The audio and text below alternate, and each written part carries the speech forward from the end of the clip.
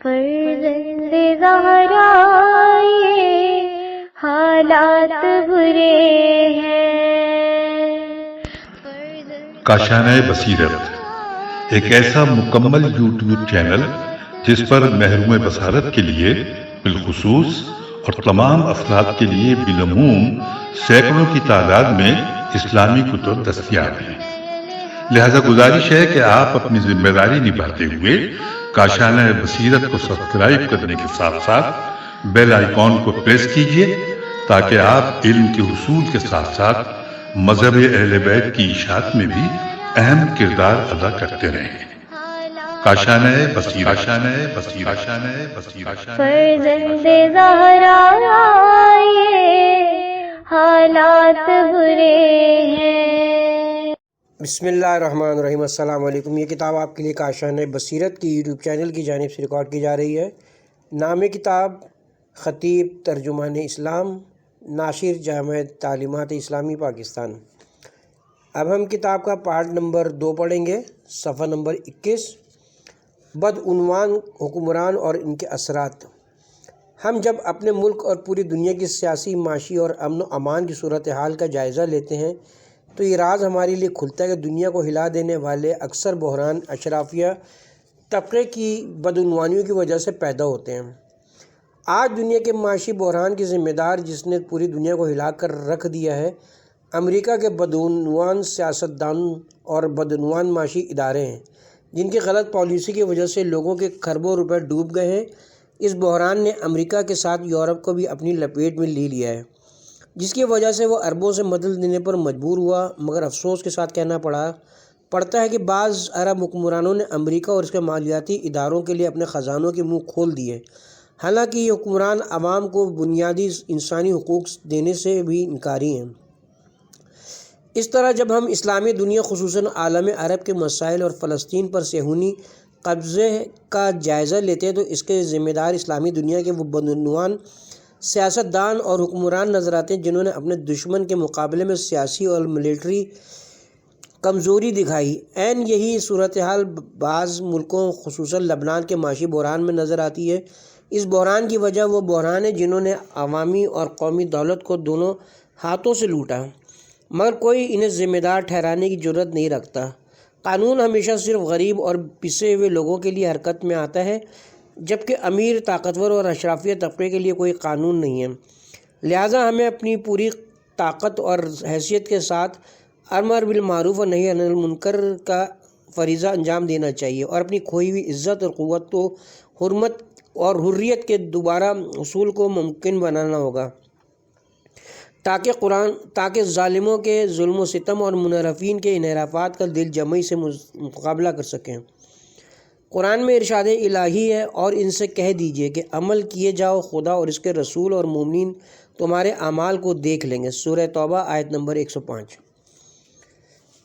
امام زین العابدین علیہ السلام پیکر علم و اخلاق۔ امام زین العابدین علیہ السلام کا اجتماعی مقام۔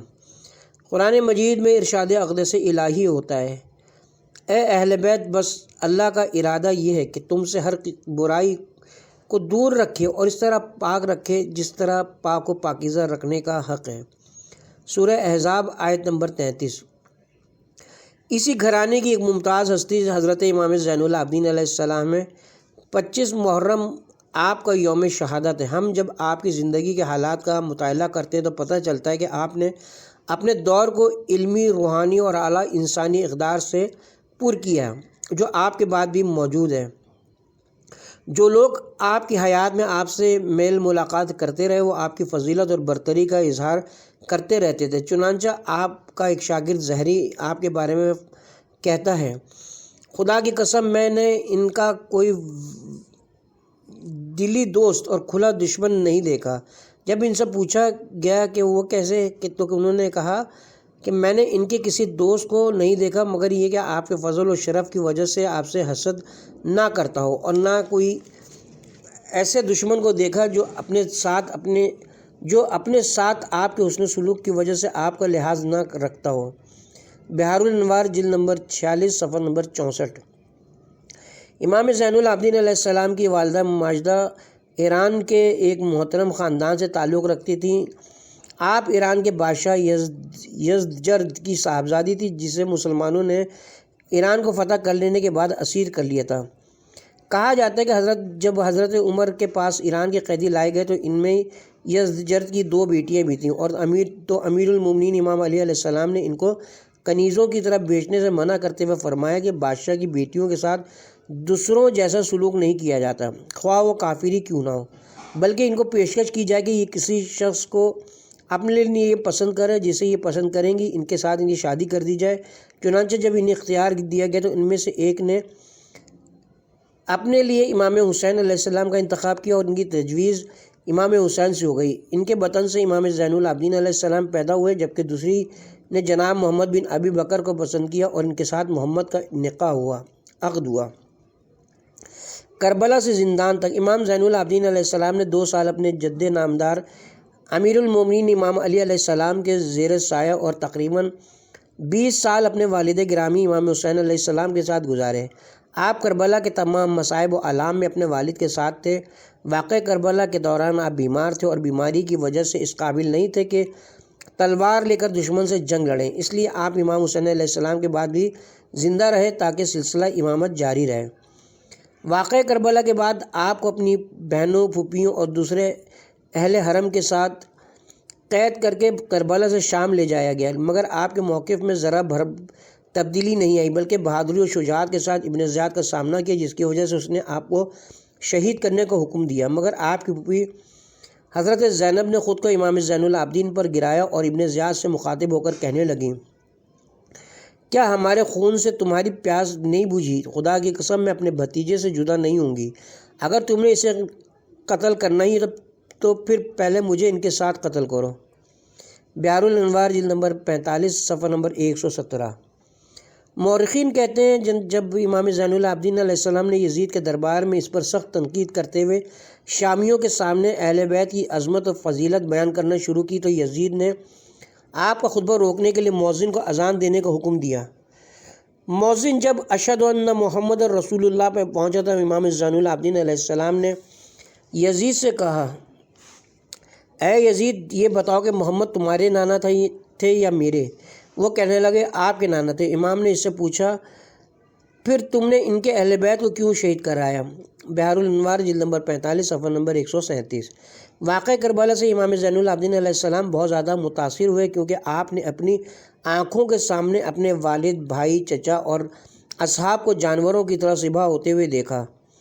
امام زین العابدین علیہ السلام نے واقع کربلا کے ضمن میں امام حسین علیہ السلام کی یاد کو قیامت تک زندہ رکھنا چاہتے تھے، تاکہ یہ واقعہ ظالموں کے منہ پر ہمیشہ تماچا بن کر پڑتا رہے اور مصلحین اور مستضعفین کو اس سے جرأت و حوصلہ ملے۔ ائمہ اہل بیت علیہ السلام نے بھی اسی روش کو جاری رکھا، یہاں تک کہ آج پوری دنیا میں واقع کربلا کی یاد پوری آب و تاب کے ساتھ منائی جاتی ہے، اور امام حسین علیہ السلام کی محبت ایک مصلح اور داعی الحق کے طور پر ہمارے دل و دماغ میں رچی بسی ہوئی ہے۔ لوگوں کی تربیت اور آپ کی امامت کا دور، ان تمام مصائب و آلام کے باوجود امام زین العابدین علیہ السلام نے اپنی زندگی کے آخری لمحات تک حقانیت اسلام کی ضرورت اور خرافات و انحرافات کا مقابلہ کرنے سے متعلق امامت کی ذمہ داریوں کو نبھاتے رہے۔ یہ مصائب اور مشکلات آپ کو امامت کی ذمہ داریوں کی ادائیگی سے نہ روک سکے، جیسا کہ بعض مبالغہ آرائی سے کام لینے والے کہتے ہیں، حالانکہ ایسا ہرگز نہیں ہوا۔ سیرت نگار کہتے ہیں کہ امام زین العابدین علیہ السلام اپنے دور کے علمی اور ثقافتی مسائل کا سب سے زیادہ علم رکھتے تھے، چاہے ان کا تعلق شریعت کے احکام سے ہو یا قرآن کی تفسیر و فضائل سے یا اعتقادی مسائل اور استدلالات سے ہو۔ طبری اور ابن داؤد جیسے راویان حدیث نے جو آپ کی امامت کے قائل نہیں تھے مگر آپ سے روایات نقل کی ہیں۔ شیخ مفید کتاب ارشاد میں رقم تراز ہے کہ علماء نے آپ سے مختلف علوم سے متعلق روایات اس کثرت سے نقل کی ہیں کہ اس کا شمار نہیں کیا جا سکتا، اور انہوں نے آپ سے فضائل قرآن، ادعیہ، نساء اور حلال و حرام کے متعلق بڑے جامع احکام روایت کی ہیں جو علماء میں بہت مشہور ہیں۔ شیخ مفید اپنی سند سے عبداللہ بن حسن بن امام حسن سے روایت کرتے ہیں، وہ کہتے ہیں میری ماں فاطمہ بنت حسین امام زین العابدین علیہ السلام کی صحبت میں بیٹھنے کی تاکید کرتی تھیں، چنانچہ میں جب بھی ان کی خدمت میں حاضر ہوا کوئی نہ کوئی بھلائی کی چیز لے کر اٹھا۔ آپ کی خدا خوفی دیکھ کر میرے دل میں بھی خدا کا خوف پیدا ہوتا تھا، یا کوئی اور علمی نقطہ مجھے ان سے حاصل ہوتا تھا۔ بحار الانوار جلد نمبر 64 صفحہ نمبر 73، ارشاد مفید صفحہ نمبر 2، ارشاد مفید جلد نمبر 2 صفحہ نمبر 140۔ امام زین العابدین علیہ السلام رات کے اندھیرے میں غریبوں محتاجوں کے لیے کھانا اور کپڑے اور ان کے گھروں میں دے آتے تھے۔ مورخین کہتے ہیں کہ 400 خاندانوں کی آپ کفالت کیا کرتے تھے، اور جب تک آپ زندہ رہے ان میں سے کوئی بھی یہ نہ پہچان سکا کہ ان کا کفیل کون ہے، مگر جب آپ کی شہادت اور کفالت کا سلسلہ منقطع ہوا تب یہ راز کھلا کہ ان غریبوں کا خیال رکھنے والے امام زین العابدین علیہ السلام تھے۔ آپ کا تواضع اور عفو و بخشش۔ امام زین العابدین علیہ السلام عفو و بخشش، اخلاق اور تواضع کا پیکر تھے۔ چنانچہ تاریخ کی کتابوں میں کہ جب اہل مدینہ نے یزید کے خلاف بغاوت کر کے اموی گورنر کو معزول کیا تو مروان بن حکم پر حالات بہت تنگ ہو گئے۔ مروان اہل بیت رسول کا سخت ترین دشمن تھا، جس نے مدینہ کے گورنر کو امام حسین کو شہادت کرنے کا مشورہ دیا تھا۔ وہ مہاجرین و انصار کی طرف سے اس کے اہل و عیال کو پناہ دینے کی درخواست مسترد ہونے کے بعد امام زین العابدین علیہ السلام کے پاس چلا آیا اور آپ سے گزارش کی کہ آپ اس کے اہل خانوں کو پناہ دیں۔ آپ نے اس کی عورتوں، بچوں اور پوتے پوتیوں پر مشتمل 400 افراد کو اپنے خاندان کے ساتھ رہنے کی نہ صرف اجازت دی بلکہ ان کا اس طرح سے خیال رکھا جس طرح آپ اپنے گھر والوں کا خیال رکھتے تھے۔ یہاں تک کہ مروان کے خاندان کی بعض خواتین کہتی تھیں اپنے باپ کے گھر میں بھی ہماری اس قدر دیکھ بھال نہیں ہوتی تھی جتنی امام زین العابدین علیہ السلام کے گھر میں ہماری خدمت اور دیکھ بھال ہوتی ہے۔ چنانچہ ایک شاعر کہتا ہے، جب ہم صاحب اختیار تھے تو عفو درگزر ہمارا شیوا تھا، اور جب تم اقتدار میں آئے تو تم نے بے گناہوں کا خون بہانا اپنا وتیرہ بنا لیا، اور تم لوگوں نے تو اسیروں کو بھی بے دردی سے مارنا جائز سمجھا، جبکہ ہم چلتے تھے تو عفو و بخشش سے ہاتھ نہیں روکتے تھے۔ ہمارے درمیان کردار کا یہی فرق کافی ہے۔ سچ ہے کہ برتن سے وہی چیز ٹپکتی ہے جو اس کے اندر ہوتی ہے۔ سیرت نگار لکھتے ہیں کہ والی مدینہ حشام بن اسماعیل دشمن اہل بیت اور امام زین العابدین علیہ السلام کو سخت تکالیف دیتا رہتا تھا۔ جب اموی خلیفہ ولید بن عبد المالک نے اس کو معزول کر کے لوگوں کے حوالے کر دیا تاکہ لوگ اس سے اپنے اوپر کیے گئے مظالم کا بدلہ لیں، اسے برا بھلا کہیں اور اسے خوب انتقام کا نشانہ بنا لیں، وہ امام زین العابدین علیہ السلام اور آپ کے گھر والوں سے بہت خوفزدہ تھا، کیونکہ اس نے آپ کے ساتھ بہت برا سلوک کیا تھا۔ تاہم جب امام علی مقام اس کے قریب سے گزرے تو اس کو سلام کیا اور اپنے گھر والوں سے فرمایا کہ تم میں سے کوئی بھی اس کے ساتھ برا سلوک نہ کرے۔ آپ نے اس سے اس کی ضروریات پوچھیں اور فرمایا کہ میں تمہارا قرضہ بھی چکانے کے لیے تیار ہوں، تم ہمارے ماننے والوں کی طرف سے اپنے آپ کو مطمئن رکھو۔ امام کے عفو درگزر اور اعلیٰ اخلاقی اور ایمانی برتاؤ دیکھ کر حشام بے ساختہ کہنے لگا، خدا بہتر جانتا ہے کہ اپنے دین کا ذمہ دار کسے بنائے۔ سورہ انعام آیت نمبر 124۔ یہ ہے اہل بیت کا کردار جو اپنے نانا رسول اللہ کی طرح اخلاق کے اعلیٰ مرتبے پر فائز تھے، جن کے بارے میں قرآن مجید میں ارشاد اقدس الہی ہوتا ہے، وَإِنَّكَ لِخَلْقٍ عَظِيمٍ وَإِنَّكَ لِخَلْقٍ عَظِيمٍ، اور بے شک آپ اخلاق کے اعلیٰ درجے پر فائز ہیں۔ سورہ قلم آیت نمبر 4۔ امام زین العابدین علیہ السلام کی عبادت اور دعائیں۔ امام زین العابدین علیہ السلام اپنے زمانے کے سب سے بڑے عبادت گزار تھے۔ ایک مرتبہ ابن طاؤس نے آپ کو سجدے کے عالم میں گریہ وزاری کرتے دیکھ کر آپ سے پوچھا، فرزند رسول، آپ کے نانا رسول اللہ، دادا علی مرتضیٰ، دادی فاطمہ زہرا، چچا امام حسن اور بابا امام حسین علیہ السلام ہیں، اس کے باوجود آپ اتنی گریہ وزاری کیوں کر رہے ہیں؟ امام زین العابدین علیہ السلام نے اس سے فرمایا، مجھے میرے باپ دادا کے حوالے مت دو۔ اللہ تعالیٰ نے جنت کو اپنی اطاعت اور فرما برداری کرنے والوں کے لیے خلق فرمایا ہے، چاہے وہ حبشی غلامی کیوں نہ ہو۔ اسی طرح جہنم کو گناہگاروں کے لیے بنایا ہے، چاہے وہ قریشی کیوں نہ ہو۔ بحر الانوار جلد نمبر 64 صفحہ نمبر 82۔ اسی طرح جب آپ کی دعائیں خصوصاً صحیفہ سجادیہ کی دعائیں پڑھتے ہیں تو ہمیں معلوم ہو جاتا ہے کہ یہ دعائیں روحانی، نفسانی، اخلاقی، اجتماعی اور اسلامی ثقافت کا ایک عظیم اور بے مثال سرمایہ ہے۔ چنانچہ میں اپنے تمام بہن بھائیوں سے درخواست کرتا ہوں کہ اسلامی تعلیم و ثقافت سے بہرہ مند ہونے اور قرب الہی کی اعلیٰ منازل پر فائد ہونے کے لیے ان دعاؤں کو ضرور پڑھیں۔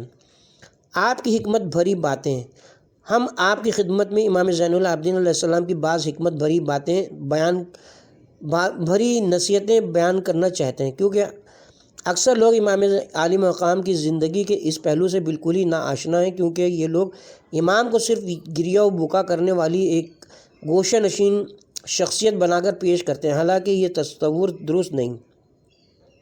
ہمیں امام زین العابدین علیہ السلام کے ارشادات اور مواعظ کی طرف بھی توجہ دینی چاہیے۔ چنانچہ آپ فرماتے ہیں، اللہ کے نزدیک تم میں سے سب سے زیادہ پسندیدہ وہ شخص ہے جس کا عمل سب سے زیادہ اچھا ہو، اور تم میں اللہ کے نزدیک عمل کے لحاظ سے سب سے زیادہ عظیم وہ شخص ہے جو اللہ کی طرف سب سے زیادہ رغبت رکھتا ہو۔ تم میں عذاب الہی سے نجات پانے کا زیادہ حقدار وہ ہے جو تم میں سب سے زیادہ اللہ سے ڈرتا ہے۔ تم میں سے اللہ سے زیادہ قریب وہ شخص ہے جس کا اخلاق سب سے زیادہ وسیع ہو۔ تم میں سے اللہ کی رضا کا سب سے زیادہ حقدار وہ ہے جو اپنے اہل و عیال کو سب سے زیادہ آسائشیں پہنچاتا ہے۔ تم میں سب سے زیادہ معزز وہ ہے جو سب سے زیادہ اللہ کی نافرمانی سے دور رہتا ہے۔ اصول کافی جلد نمبر 8 صفحہ نمبر 68۔ ایک حدیث میں آپ اپنے بعض بیٹوں کو وصیت کرتے ہوئے فرماتے ہیں، بیٹے خیال رکھنا کہ 5 قسم کے لوگوں سے نہ صحبت اور میل جول رکھنا، نہ ان سے بات چیت کرنا اور نہ ہی ان کے ساتھ سفر کرنا۔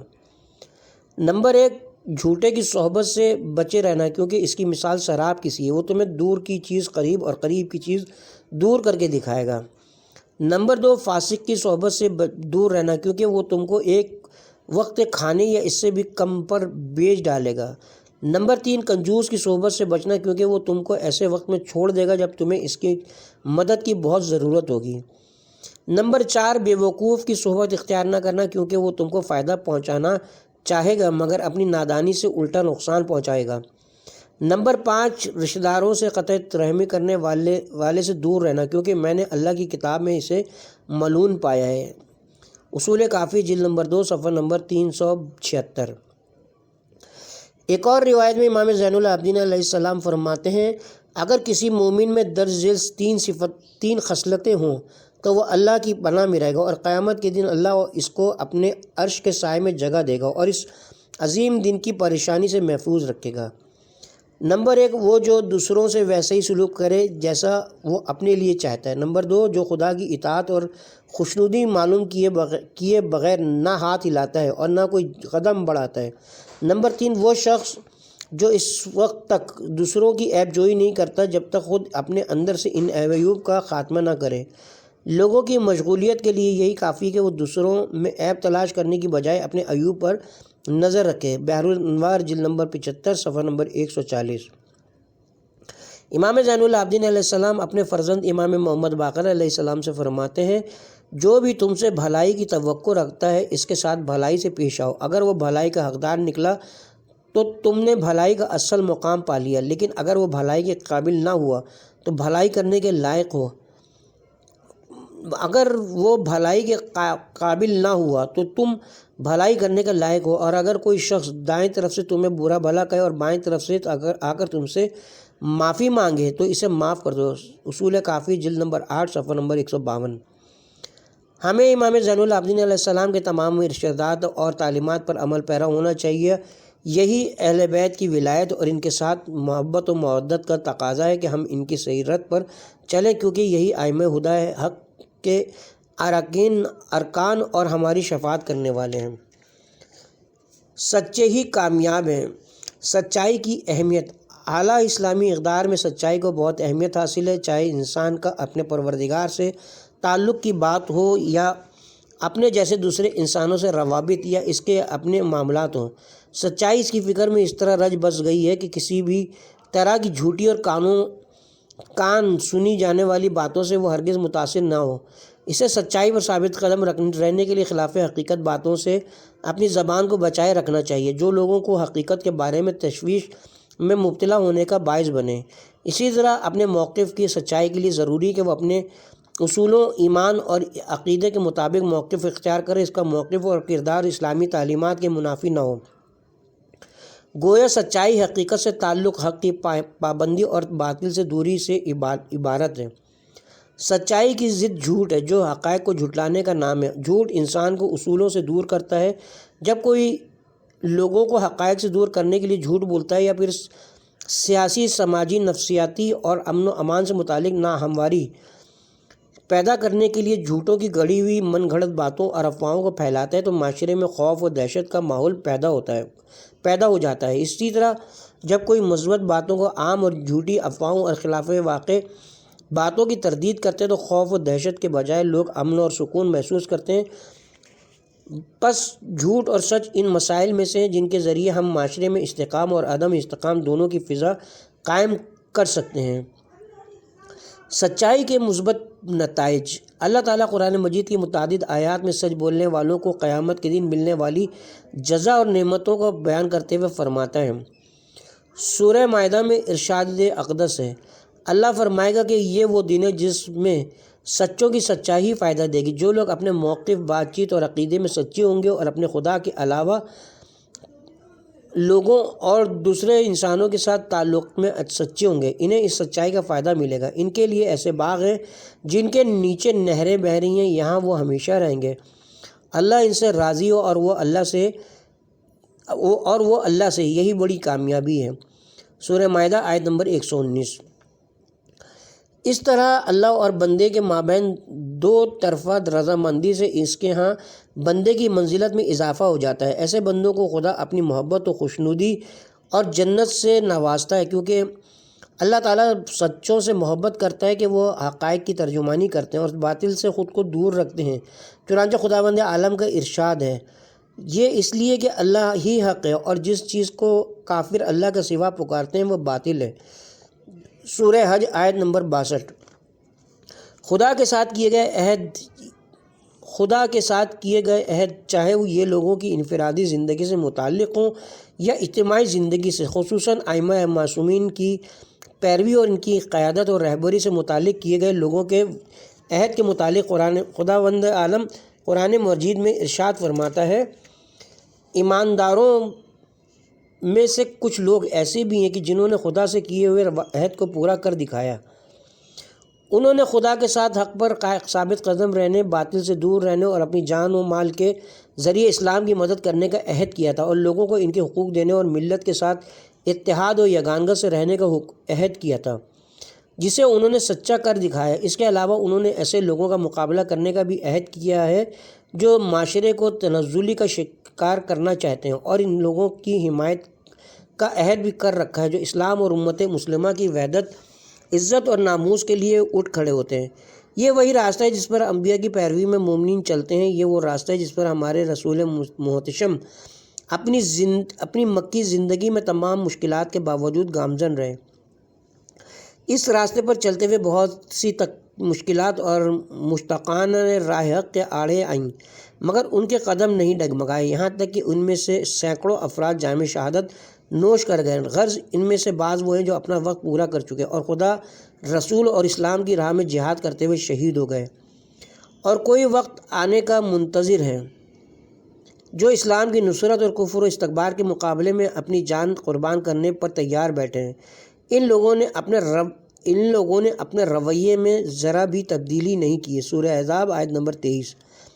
یہ لوگ تمام مسائل اور مصائب کے باوجود راہ حق پر گامزن رہے۔ انہیں اس راہ سے ہٹانے کے لیے دھمکیاں دی گئیں، لالچ دیے گئے اور ان کے لیے جینا مشکل بنا دیا گیا تاکہ وہ اپنے ایمان سے رجوع کر لیں، مگر یہ راہ حق سے ذرا بھی ادھر ادھر نہ ہوئے بلکہ حق کے راستے پر جمے رہے جس پر وہ ایمان لائے تھے اور ان اصولوں پر کاربند رہے جن کی پابندی کرنے کا وہ اللہ سے عہد کر چکے تھے۔ یہی کربلا والوں کا نعرہ تھا۔ کربلا میں امام حسین علیہ السلام کا ایک جانثار میدان جنگ میں جانے سے پہلے آپ کی خدمت میں آتا اور آپ کو الوداع کہتا، اور امام حسین علیہ السلام اسے یہ تمغہ عنایت کرتے تھے۔ مومنوں میں ایسے لوگ موجود ہیں جنہوں نے خدا سے کیے ہوئے عہد کو سچ کر دکھایا ہے، تو ان میں سے کوئی اپنی نظر پوری کر چکا اور کوئی وقت آنے کا منتظر ہے، اور انہوں نے اپنے رویے میں ذرا بھی تبدیلی نہیں کی۔ سورہ احزاب آیت نمبر 23۔ ایک اور آیت میں خداوند عالم ارشاد فرماتا ہے، پھر اس شخص سے بڑا ظالم کون ہوگا جس نے خدا پر جھوٹ باندھا اور سچائی اس کے پاس آئی تو اسے جھٹلا دیا۔ کیا جہنم میں ایسے کافروں کا ٹھکانہ نہیں ہے؟ اور جو شخص سچائی لے کر آئے اور جس نے اس کی تصدیق کی وہی لوگ متقی ہیں۔ صادق اول رسول اکرم کی ذات گرامی، آپ صادق بھی ہیں اور امین بھی۔ دین اسلام جو قرآن مجید اور سنت رسول کا مجموعہ پیکر صداقت ہے، تو جن لوگوں نے اسلام کی تصدیق کی اور اللہ اور اس کے رسول پر ایمان لائے اور آپ کے فرامین اور تعلیمات پر کاربند ہوئے، وہی متقی ہیں، کیونکہ یہ لوگ اپنی باتوں، اپنے موقف اور عمل کے ذریعے خدا کے احکامات کی پابندی کرتے ہیں۔ ان کے لیے ان کے رب کے ہاں ہر وہ چیز ملے گی جن کی یہ خواہش کریں گے، یہ ہے نیک لوگوں کی جزا۔ سورہ زمر آیت نمبر 32 تا 34۔ اور اس سے بڑی نیکی اور کیا ہو سکتی ہے کہ انسان اپنے پروردگار، اپنے آپ اور لوگوں کے ساتھ سچا ہو۔ سچائی قرآن و سنت کی روشنی میں خداوند عالم قرآن مجید میں سچوں کی مثال بیان کرتے ہوئے ارشاد فرماتا ہے،